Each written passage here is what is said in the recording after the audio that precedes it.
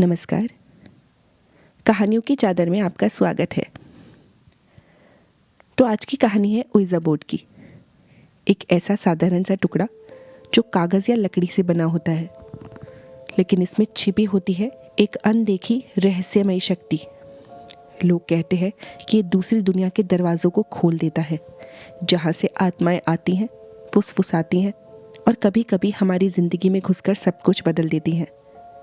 इसके नियम इतने सख्त होते हैं कि उन्हें तोड़ने की सज़ा अकल्पनीय होती है। लोग इसे महज एक खेल समझकर आजमाते हैं, हंसते खेलते, लेकिन सच तो ये है कि ये कोई खेल नहीं बल्कि एक गहरा अटूट सौदा होता है। एक ऐसा सौदा जहाँ तुम कुछ मांगते हो और बदले में अपनी आत्मा का एक हिस्सा गिरवी रख देते हो। वो सौदा जो ज़िंदगी की हर सांस को प्रभावित करता है और कभी कभी उसे हमेशा के लिए बदल भी देता है। अलीगढ़ मुस्लिम यूनिवर्सिटी का वो पुराना हॉस्टल जहाँ दीवारें सदियों की कहानियाँ छिपाई बैठी थी। हवा में किताबों की महक और युवा दिलों की धड़कनें मिश्रित होती थी। यहाँ रहते थे 4 दोस्त, जिनकी दोस्ती इतनी गहरी थी कि लगता था कि कोई तूफान भी उन्हें अलग नहीं कर सकता। आदित्य वो गंभीर युवक जो हमेशा तर्क की दुनिया में जीता था।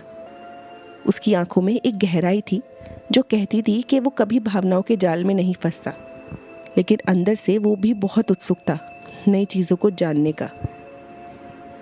फिर था एक सुमित, एक लापरवाह आत्मा जो शराब की बोतलों में खुशी तलाशता था और मजाक में जिंदगी गुजारता था। उसके हंसने की आवाज़ कमरे को गुंजा देती थी, लेकिन उसकी लापरवाही कभी कभी खतरे को भी निमंत्रण देती थी। इमरान डरपोक लेकिन प्यारा, जो छोटी सी बात पर भी घबरा जाता था। उसकी आंखें हमेशा चिंता से भरी रहती थीं, जैसे वो हर दुनिया के कोने में खतरा देखता हो। और विवेक सबसे शांत और पढ़ाकू, लेकिन उसके अंदर एक जिज्ञासु आत्मा छिपी थी जो अनजाने रहस्यों की ओर खींचती थी। वो किताब में डूबा रहता था, लेकिन उसकी आंखों में एक चमक होती थी जो कहती थी कि वो जिंदगी के गहरे सवालों का जवाब तलाश रहा है। उन दिनों इम्तिहान सिर पर थे, जैसे एक भारी बादल जो कभी भी बरस सकता था। पढ़ाई की थकान ने सबको उबा दिया था। किताबें खुली रहती, लेकिन दिमाग कहीं और भटकता। एक रात जब चांदनी हॉस्टल की खिड़कियों से झांक रही थी, सुमित कमरे में बैठा मोबाइल पर स्क्रॉल कर रहा था। उसकी उंगलियां तेजी से चल रही थी। अचानक उसके चेहरे पर एक शरारती मुस्कान फैल गई। वो बोला, यार पढ़ाई बहुत हो गई, अब कुछ मज़ेदार करते हैं। चलो कहीं घूमने चलते हैं ना। जिंदगी सिर्फ किताबों में तो नहीं गुजारनी चाहिए, थोड़ा एडवेंचर तो बनता ही है। बाकी तीनों पहले हिचकिचाए। आदित्य ने तो पोहे चढ़ाई। उसने कहा, अभी? अरे भाई इम्तिहान है। इमरान की आंखों में डर की छाया पड़ गई। उसने कहा, और कुछ हो गया तो? लेकिन सुमित की बातों में एक जादू था जो धीरे धीरे सबको लुभा लेता था। थोड़ी देर में सब मान गए, क्योंकि युवा दिलों में रोमांच की प्यास कभी नहीं बुझती। उन्होंने इंटरनेट पर सर्च किया, सस्ता होटल राजस्थान में। स्क्रीन पर तस्वीरें उभरी, रेगिस्तान की सुनहरी रेत, पुरानी इमारतें, और तभी नजर पड़ी एक पुरानी हवेली पर। किराया इतना कम था कि लगता था कि कोई मजाक है। तस्वीरों में हवेली आधी टूटी फूटी लग रही थी, लेकिन दूसरी आधी में शाही ठाट बाट झलक रहा था, जैसे कोई पुरानी राजकुमारी की यादें छिपी हों। आदित्य ने गौर से देखा। उसके मन में एक संदेह जागा, इतनी सस्ती है, कुछ तो गड़बड़ है, कहीं भूत प्रेत वाला मामला तो नहीं। उसकी आवाज में एक हल्की सी चिंता थी, लेकिन वो तर्क से ऊपर उठकर कह रहा था। इमरान घबरा गया। उसके दिल की धड़कन तेज हो गई। उसने कहा, भाई मजाक मत कर, अगर सच निकला तो? मैं तो नहीं जा रहा।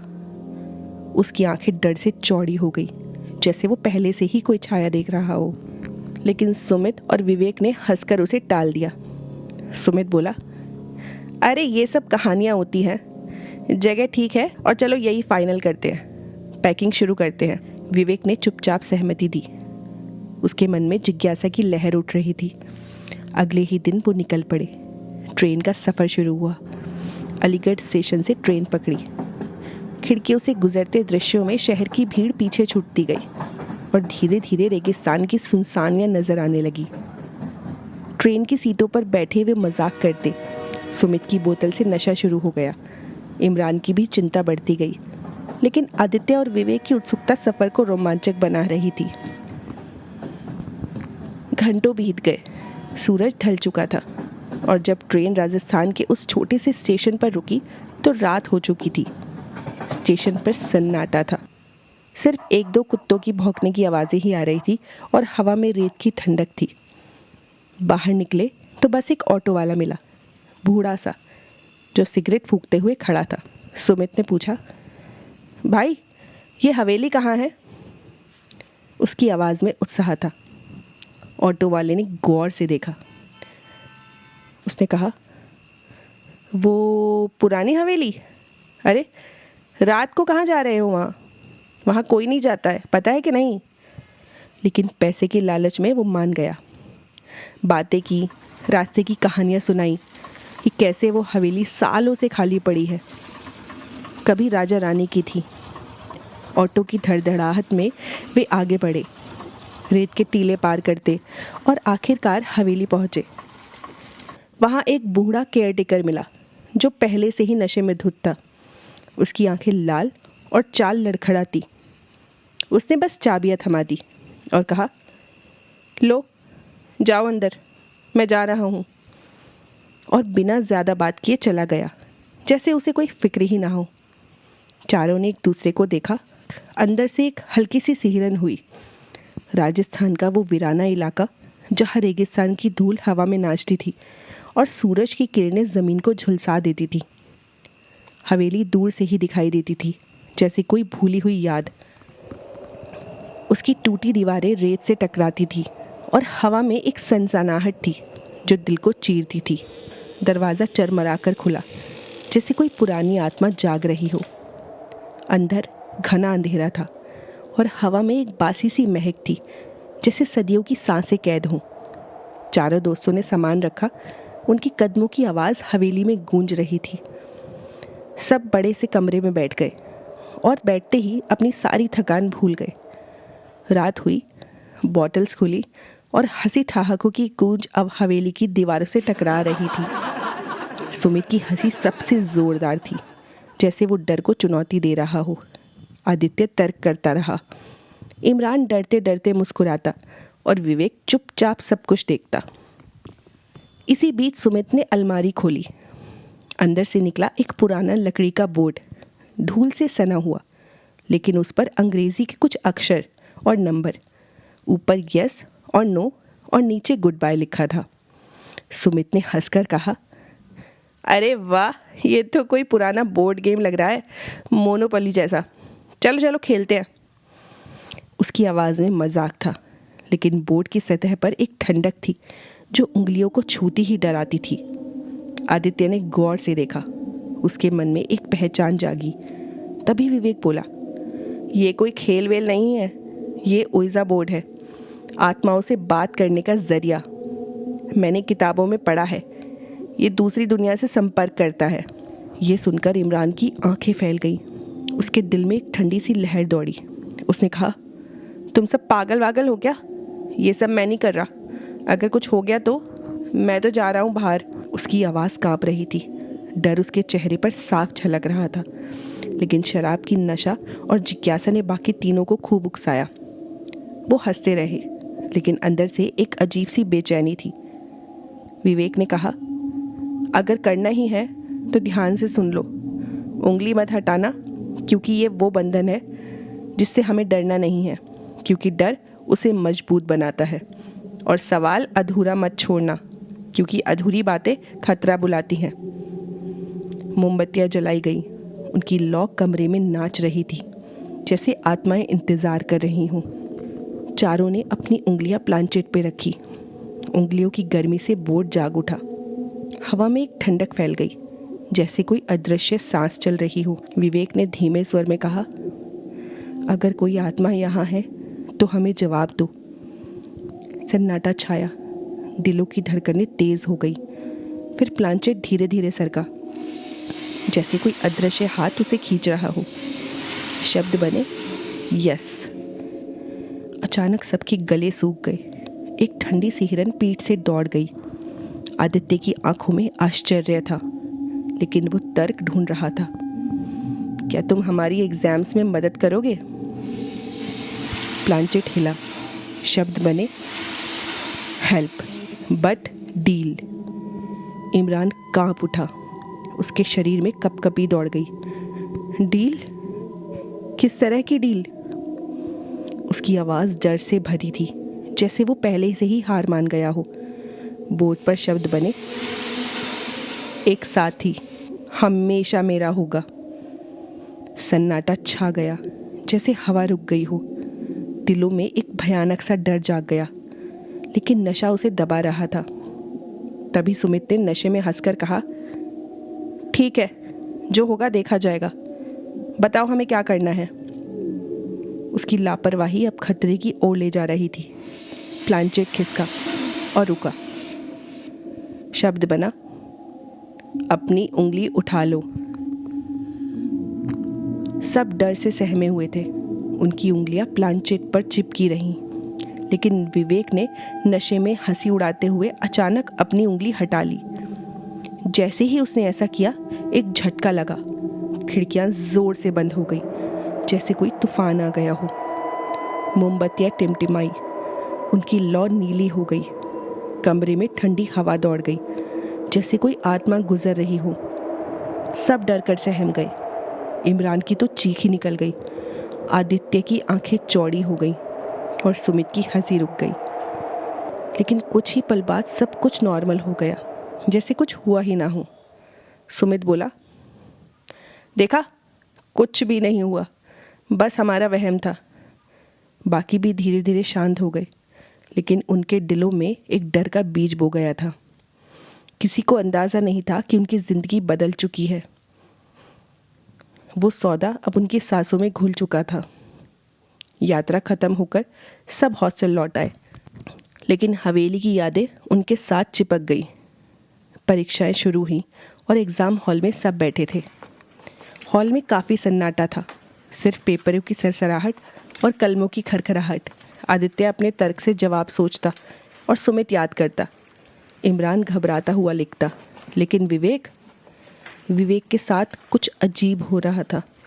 जैसे ही वो कोई सवाल अपने मन में पड़ता, उसके कानों में एक फुसफुसाहट गूंजती। वो फुसफुसाहट नरम थी, लेकिन स्पष्ट थी, जैसे कोई औरत की आवाज़ उसके दिमाग में घुस रही हो। ये सवाल का जवाब है, पहले पैराग्राफ में ये लिखो, फिर फॉर्मूला लागू करो। वो आवाज़ पूरी डिटेल देती, हर स्टेप बताती, और विवेक बिना सोचे समझे वैसा ही लिख देता। उसके हाथ तेज़ी से चलते, जैसे कोई अदृश्य ताकत उसे निर्देश दे रही हो। शुरू में उसे लगा ये उसकी याददाश्त है, लेकिन वो धीरे धीरे समझ गया कि ये कुछ तो है, एक मदद जो डरावनी थी। एग्ज़ाम ख़त्म होने पर वो बहुत थका हुआ बाहर निकला, लेकिन उसके चेहरे पर एक अजीब सी संतुष्टि थी। नतीजा आया तो सब चौंक गए। आदित्य और सुमित बस एवरेज रहे। उनकी मेहनत व्यर्थ लगी, लेकिन विवेक ने तो सबको हरा दिया। वो हर विषय में टॉप कर गया, जैसे कोई चमत्कार हो। टीचर्स उसकी तारीफ करने लगे। विवेक, तुमने तो कमाल कर दिया। उसके चेहरे पर एक नई चमक थी, लेकिन अंदर से कुछ टूट रहा था। कुछ ही दिन बाद अजीब सी चीज़ें होने लगी। विवेक धीरे धीरे कमज़ोर दिखने लगा, जैसे उसकी ज़िंदगी की रोशनी फीकी पड़ रही हो। चेहरा पीला हो गया, आंखों के नीचे काले घेरे पड़ गए, जैसे रातें बेचैनी से गुजर रही हों। खून की कमी इतनी कि चलना भी मुश्किल हो गया। उसके कदम लड़खड़ाते और वो थकान से चूर हुआ लगता। रात में वो नींद में चीखने लगा। उसकी आवाज़ में इतना दर्द था कि सुनने वाले का दिल कांप जाए। मुझे छोड़ दो, मुझे मत ले जाओ, मुझे छोड़ दो। उसकी चीखें हॉस्टल की दीवारों से टकराती और दोस्तों के दिलों में डर घर कर जाता। आदित्य चिंतित हो गया। सुमित मजाक में टाल देता और बोलता, भाई ये क्या हो रहा है तुझे? लेकिन अंदर से वो भी घबरा रहा था। इमरान तो पहले से ही डरा हुआ था। उसने कहा, ये सब उस ही बोर्ड की वजह से है। सारे दोस्त डर गए। उनकी दोस्ती अब परीक्षा की घड़ी में थी। कई डॉक्टर्स को दिखाया, जांचें हुई, लेकिन कोई कारण नहीं मिला। डॉक्टर कहते सब ठीक है, शायद तनाव है, लेकिन विवेक की हालत बिगड़ती चली गई, जैसे कोई अदृश्य शक्ति उसे खींच रही हो। आखिरकार उन्होंने एक तांत्रिक को बुलाया। वो बूढ़ा आदमी जिसकी आंखों में सदियों का ज्ञान था, वो कमरे में आया। बस एक नज़र विवेक पर डाली तो उसका चेहरा गंभीर हो गया। हवा में एक ठंडक सी फैल गई, जैसे वो कुछ महसूस कर रहा हो। उसने कहा, इसमें आत्मा का वास है। बाकी तीनों ने घबराकर सब कुछ बताया। उनकी आवाज़ें काँप रही थी। उन्होंने ओएजा बोर्ड निकाल कर भी दिखाया। बोर्ड अब भी और डरावना लग रहा था। तांत्रिक ने कहा, समझ गया, अब इलाज सिर्फ वही है, उसी हवेली में, वहाँ जहाँ सौदा हुआ था, वहीं से तोड़ना होगा। उसके शब्दों में एक अंतिमता थी, जैसे कोई युद्ध की घोषणा हो। रात के अंधेरे में सब हवेली में लौटे। हवा में रेत उड़ रही थी और दिलों में डर का तूफान था। कमरे में वहीं ओएजा बोर्ड रखा गया, जैसे पुरानी यादें जाग रही हों। तांत्रिक ने कहा, जैसी प्रक्रिया तुमने की थी वैसी ही फिर से करनी होगी, तभी सच्चाई सामने आएगी। चारों ने डरते डरते बोर्ड पर उंगलियां रखी। उंगलियां कांप रही थीं। प्लांचेट अचानक घूमने लगा, जैसे कोई पुराना दोस्त लौट रहा हो। अचानक विवेक की आंखें लाल हो गई, जैसे आग जल रही हो। उसकी आवाज़ बदल गई, गहरी और डरावनी, जैसे कोई बोल रहा हो। वो चीखता हुआ बोला, तुम लोगों ने मुझसे सौदा किया था ना, अब पीछे हटने का सवाल ही नहीं। सब कांप गए। इमरान की तो सांसें रुक गईं। आदित्य का तर्क टूट गया। सुमित की लापरवाही गायब हो गई। तांत्रिक ने मंत्रोच्चार शुरू किया। उसकी आवाज़ कमरे में गूंज रही थी, जैसे प्रकाश अंधेरे से लड़ रहा हो। लेकिन आत्मा चुप नहीं हुई। वो विवेक के जरिए गुस्से में बोलती रही, लेकिन कुछ बताती नहीं। तांत्रिक ने बार बार पूछा। उसकी आवाज़ में शक्ति बढ़ती चली गई। तांत्रिक ने पूछा, तू क्या चाहती है? इसे कैसे छोड़ेगी? बता दे, वरना तेरी सज़ा होगी। वो मंत्र पढ़ता रहा। आत्मा डर से कांपने लगी। कमरे में ठंडक बढ़ गई। आखिरकार डर के मारे आत्मा ने बताया। उसकी आवाज़ में दर्द और गुस्सा मिश्रित था। उसने बताया, मुझे 50 साल पहले मेरे पति ने इस हवेली के तहखाने में जिंदा जला दिया था। मेरी हड्डियां अभी भी वही हैं।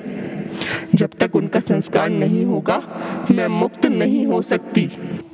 और सौदे के तहत इस लड़के की आत्मा अब मेरी है। उसके शब्दों में इतनी पीड़ा थी कि सुनने वाले का दिल पसीज जाए, लेकिन डर भी उतना ही था। वो पीड़ा जो सालों से कैद थी, अब फूट रही थी। तांत्रिक ने चारों को तहखाने में ले गया, जहां अंधेरा इतना घना था कि सांस लेना भी मुश्किल था। मकड़ी के जाले लटक रहे थे और गंध इतनी तेज कि उबकाई आ जाए। वहां राख और जली हुई हड्डियां बिखरी पड़ी थी, जैसे कोई दुखद इतिहास छिपा हो। तांत्रिक बोला, यही उसके अस्तित्व के अवशेष हैं, इन्हें शांति दिलानी होगी। उसके शब्दों में एक करुणा थी, जैसे वो आत्मा की पीड़ा समझता हो। सबने मिलकर लकड़ियां सजाई, हड्डियां रखी। उनके हाथ कांप रहे थे। तांत्रिक ने मंत्रोच्चार शुरू किया। आवाज़ में एक शक्ति थी। जैसे ही आग जली, लौ ऊपर उठी। विवेक ज़मीन पर गिर पड़ा। उसकी आंखों से आंसू बहने लगे और आवाज़ निकल रही थी, नहीं नहीं, मत करो। मैं कभी मुक्त नहीं होना चाहती।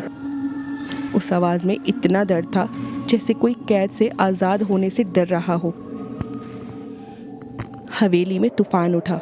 दीवारें कांपने लगीं, जैसे पूरी इमारत जाग गई हो। हवा चीख रही थी। मोमबत्तियां बुझ गई और अंधेरा और घना हो गया। लेकिन तांत्रिक लगातार मंत्र पढ़ता रहा। उसकी आवाज़ में अटूट विश्वास था। कुछ देर बाद अचानक सब कुछ शांत हो गया, जैसे तूफान थम गया हो। आग की लौ स्थिर हो गई और हवा में एक शांति फैल गई। विवेक की सांसें सामान्य होने लगी। उसके चेहरे पर राहत की छाया पड़ी।